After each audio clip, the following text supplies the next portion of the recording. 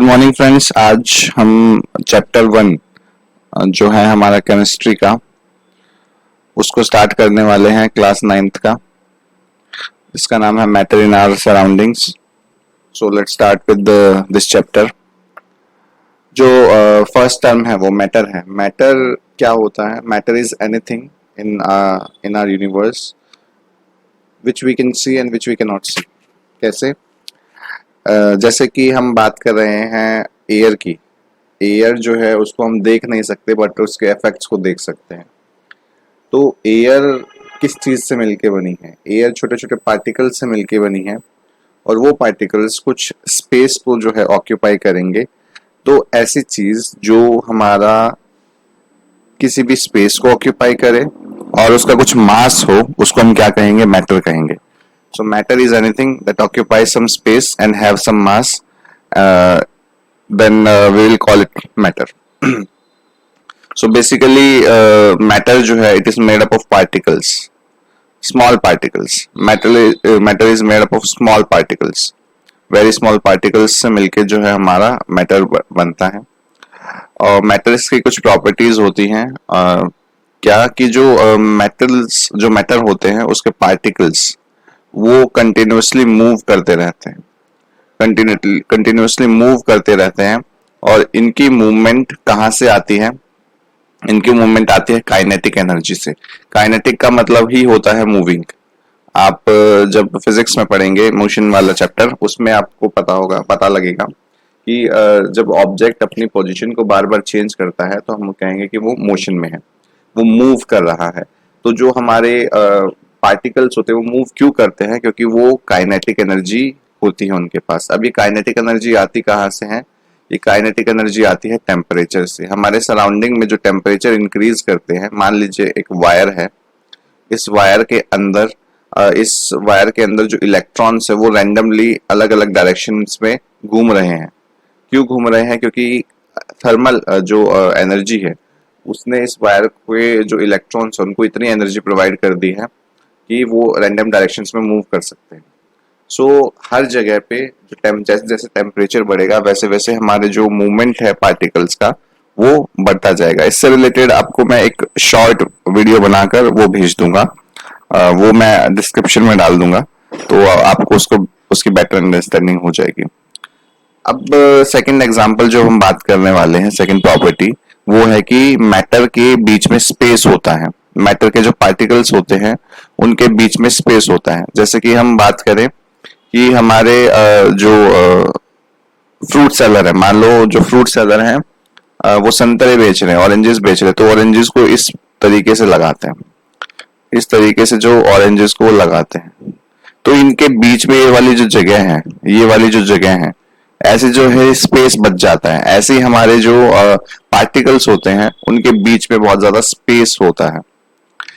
जैसे कि हम बात करें, अगर हम एक ग्लास के अंदर शुगर डालते हैं, सॉल्ट डालते हैं और नींबू डालते हैं, हम बेसिकली लेमनेड बना रहे हैं, नींबू पानी बना रहे हैं, तो वो शुगर जो है हम इस पानी के अंदर डाल के उसको घुमाते हैं तो वो डिसॉल्व हो जाती है। वो तो जाता कहाँ है? वो जाता है पानी के जो पार्टिकल्स होते हैं उनके बीच में जो स्पेस है वहां पे। तो इससे हम ये समझ में आता है कि जो पार्टिकल्स होते हैं हमारे किसी भी मैटर के, उनके बीच में जो स्पेस होता है और उस स्पेस में दूसरे पार्टिकल्स जाके सेटल डाउन हो सकते हैं। Particles of salt, particles of sugar, ऐसे वो सेटल डाउन हो सकते हैं।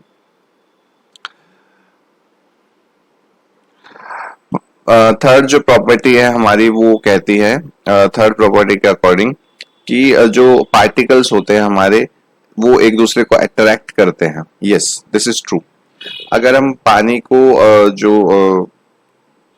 का जो स्ट्रीम है, अगर हम टैप को ऑन करें, पानी के स्ट्रीम को हम ब्रेक करने की कोशिश करें, पानी हमने टैप ऑन कर दिया, हमारे टैप से पानी गिर रहा है, तो उस पानी को हम अपने फिंगर की हेल्प से ब्रेक करने की कोशिश करेंगे तो हम उसको नहीं कर पाएंगे, क्योंकि जो वाटर का स्ट्रीम है, वाटर का जो बहाव है वो एक साथ रहता है। ऐसा इसलिए रहता है क्योंकि जो पार्टिकल्स है वो एक दूसरे के साथ जुड़े हुए हैं। वो कैसे जुड़े हुए हैं? उनके बीच में फोर्स ऑफ अट्रैक्शन है, force of attraction, force of attraction है। तो ये हमारी जो तीन प्रॉपर्टी है बेसिकली हमने उनके बारे में समझा है। जो पार्टिकल्स हैं उनके बीच में जो स्पेस होता है, अब वो स्पेस किस में ज्यादा होता है? सबसे ज्यादा तो होता है आपका गैसेस के अंदर। गैसेस के अंदर सबसे ज्यादा स्पेस होता है और पार्टिकल्स उसमें गैस में भी फ्रीली मूव कर सकते हैं। उसके बाद आता है हमारा लिक्विड, उसके बाद आते हैं हमारी गैस सॉरी सॉलिड। तो ये जो स्पेस है सबसे ज्यादा गैस में होता है, फिर लिक्विड में होता है, फिर हमारा सॉलिड में होता है। तो इसी हिसाब से जो काइनेटिक एनर्जी है वो वेरी करती है। तो गैसेस के जो पार्टिकल्स हैं उनकी काइनेटिक एनर्जी ज्यादा होगी क्योंकि उनके पास स्पेस ज्यादा है, मूवमेंट करने के लिए जगह ज्यादा है, एनर्जी ज्यादा है। जो जो हमारे लिक्विड होंगे उनमें गैस के कंपैरेटिवली थोड़ा सा कम होगा स्पेस और काइनेटिक एनर्जी, और सॉलिड्स में और भी कम होगा। ठीक है, let's discuss the next point कि जो फोर्स ऑफ अट्रैक्शन है, जैसे जैसे हमारे उनके बीच का स्पेस स्पेस बढ़ता जाएगा, फोर्स ऑफ अट्रैक्शन भी बढ़ता जाएगा। तो फोर्स ऑफ अट्रैक्शन हमारा सॉलिड्स में ज्यादा होता है, लिक्विड में उनसे कम होता है, और जो हमारे गैस होते हैं उनमें तो और भी कम होता है। इसलिए जो पार्टिकल्स वो फ्रीली मूव कर पाते हैं। इससे रिलेटेड मैं एक वीडियो शॉर्ट बना के आपके जो प्लेलिस्ट है और डिस्क्रिप्शन है उसके अंदर मैं डाल दूंगा। यहाँ पे देखिए, यहाँ पे जो सॉलिड है उसके पार्टिकल्स के बीच में जो स्पेस है बहुत कम है, बहुत ही कम स्पेस है यहाँ पे। एज यू कैन सी बहुत ही कम स्पेस है यहाँ पे। लिक्विड के अंदर और भी जो स्पेस है वो थोड़ा सा बढ़ गया है, और जो गैसेस हैं उनके बीच में स्पेस तो और भी ज्यादा हो गया है।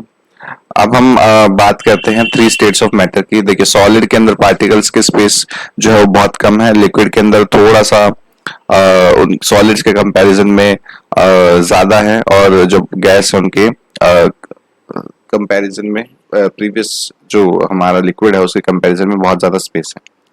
अब इनकी जो मूवमेंट है वो भी डिपेंड करती है इनके पार्टिकल्स के स्पेस के ऊपर, क्योंकि देखो फोर्स ऑफ अट्रैक्शन सॉलिड में ज्यादा होता है, इस वजह से सॉलिड को कंप्रेस कर पाना, उसको मूव कर पाना थोड़ा सा मुश्किल होता है, उसके पार्टिकल्स को मूव कर पाना थोड़ा मुश्किल होता है, इसलिए वो मूवमेंट भी नहीं दिखाता, वो फ्लूइड प्रॉपर्टी नहीं शो करता। लेकिन लिक्विड के जो पार्टिकल्स होते हैं उनके बीच में जो फोर्स ऑफ अट्रैक्शन होता है वो सॉलिड्स के कंपैरिजन में कम होता है। इस वजह से जो लिक्विड है हमारे वो इजीली फ्लो कर जाते हैं।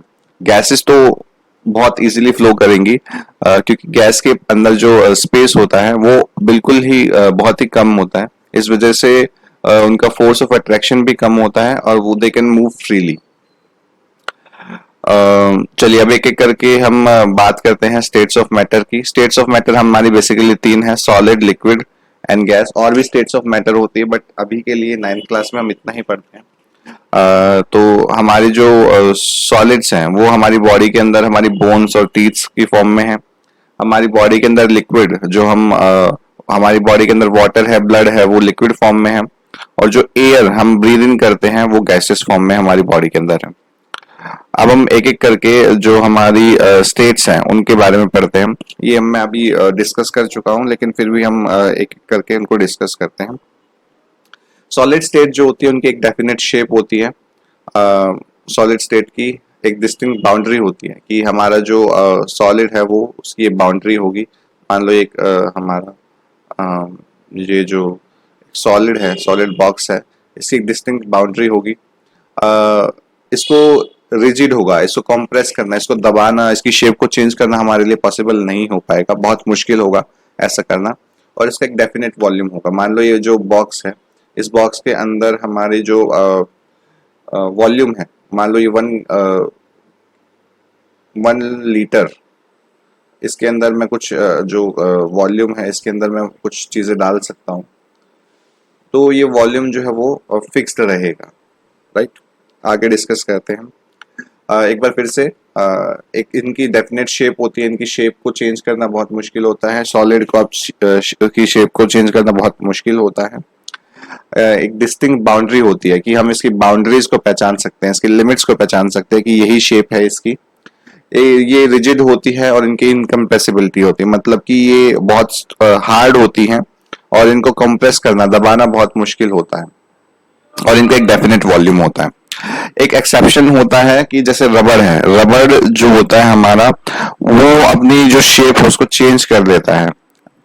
फोर्स जब उस पर लगाया जाता है, जब हम उसके ऊपर दबाव लगाते हैं तो वो के बल लगाते हैं तो वो अपना जो शेप है उसको चेंज कर लेते हैं। और अगर हम बहुत ज्यादा फोर्स लगाए तो वो टूट भी सकता है। लेकिन जो सॉलिड्स होते हैं वो हमारे क्या होते हैं, they have fixed shape and rigid shape. तो उनकी जो शेप है वो फिक्स्ड होती है, रिजिड होती है।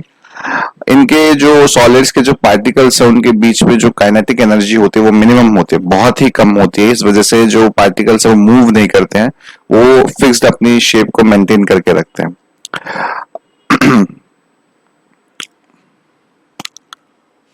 जैसे हमारे जो सॉलिड्स हैं उनके, उसका एक एग्जांपल है, बड़ा अच्छा सा एग्जांपल है, स्पंज है। स्पंज हमारा सॉफ्ट होता है, पोरस होता है, लेकिन उसका जो शेप है उसकी डेफिनेट शेप होती है, और उसको कंप्रेस करना भी इजी है।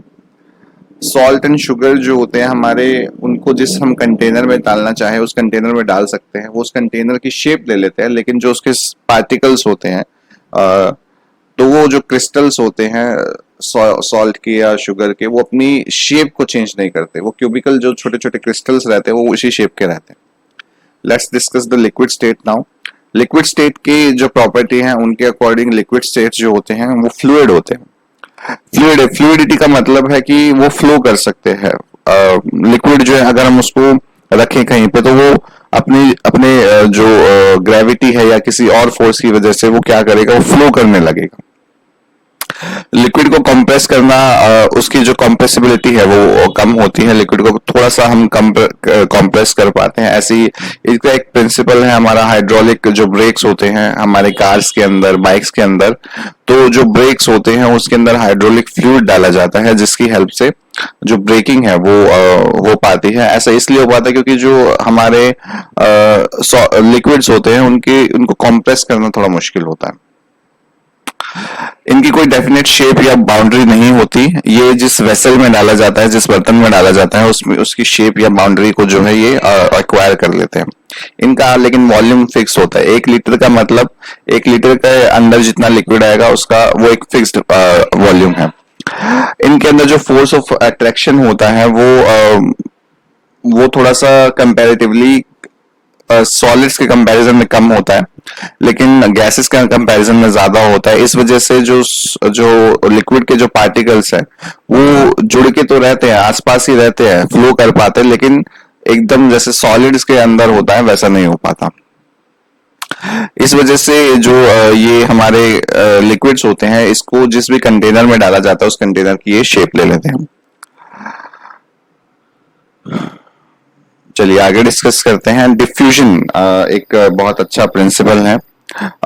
डिफ्यूजन का मतलब होता है जिसमें हमारे जो पार्टिकल्स हैं वो फ्रीली मूव कर सके, हमारे जो गिवन चीजें हैं, गिवन कंटेनर है या एटमॉस्फेयर है उसके अंदर। अब हम बात करते हैं गैसेस की। उससे पहले हम बात करते हैं कि जो ऑक्सीजन होती है या जो कार्बन डाइऑक्साइड होती है वो हमारी पानी के अंदर डिसॉल्व हो सकती है, और इन्हीं की प्रॉपर्टी की वजह से जो हमारे पानी के अंदर जो एनिमल्स हैं, जैसे एक्वेटिक एनिमल जिनको हम बोलते हैं, वो सरवाइव कर पाते हैं। ये प्रॉपर्टी होती है हमारे लिक्विड्स की। आगे डिस्कस करते हैं गैसेस प्रॉपर्टीज के बारे में।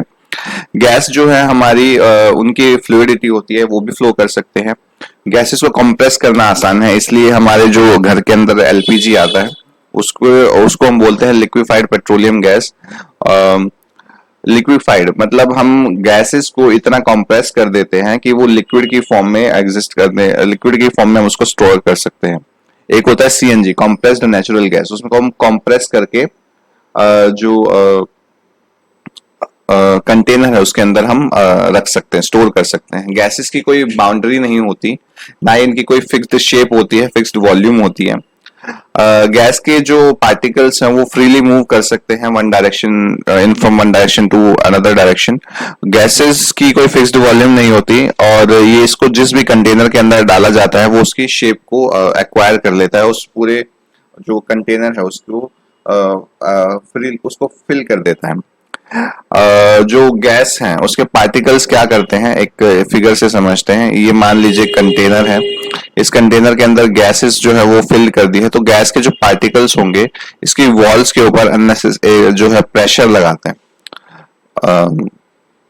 ये एक हमारी प्रॉपर्टी है, एक फोर्स लगाते हैं जो गैस के जो पार्टिकल्स है, क्योंकि वो फ्रीली मूव कर रहे हैं, तो वो क्या करेंगे, हमारे कंटेनर के ऊपर जो है फोर्स लगाएंगे। अगर ये फोर्स ऑफ अट्रैक्शन बहुत ज्यादा हो जाता है तो हमारा जो कंटेनर है वो अपनी शेप को चेंज कर सकता है, वो ब्लास्ट भी हो सकता है। चलिए आगे डिस्कस करते हैं कि हम इन जो स्टेट्स ऑफ मैटर हैं, इन स्टेट्स ऑफ मैटर को हम इंटरचेंज कर सकते हैं। वाटर के केस में हम आइस जो कि एक सॉलिड है, उसको जब हम हीट करेंगे तो लिक्विड बन जाएगा, यानी कि वाटर बन जाएगा, और उसको जब हम और हीट करेंगे तो वो गैसीय स्टेट में वाटर वेपर्स बन जाएगा। तो ये हमारी जो स्टेट्स होती हैं ये हमारी चेंज हो सकती है only in the case of water. तो जो वाटर है हमारा 3 स्टेट में एग्जिस्ट करता है, सॉलिड में, लिक्विड में और गैसीय स्टेट में। तो इसी के साथ आज की जो हमारी वीडियो है उसको हम खत्म करेंगे।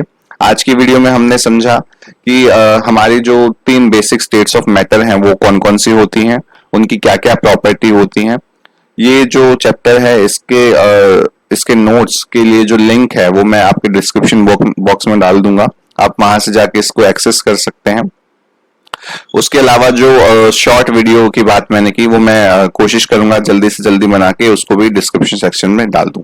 आगे की जो वीडियो होगी हमारी वो हमारी कल आएगी, और उस वीडियो में हम जो प्रॉपर्टी है जैसे कि हम फिजिकल स्टेट को कैसे चेंज कर सकते हैं, किसी भी सब्सटेंस की सब्लिमेशन क्या होता है, हमारा फ्रीजिंग क्या होता है, इवेपोरेशन क्या होता है, ये सब हम कल की क्लास में डिस्कस करेंगे।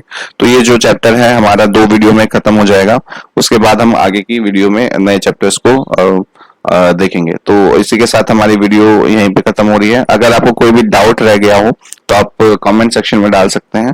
Thank you so much.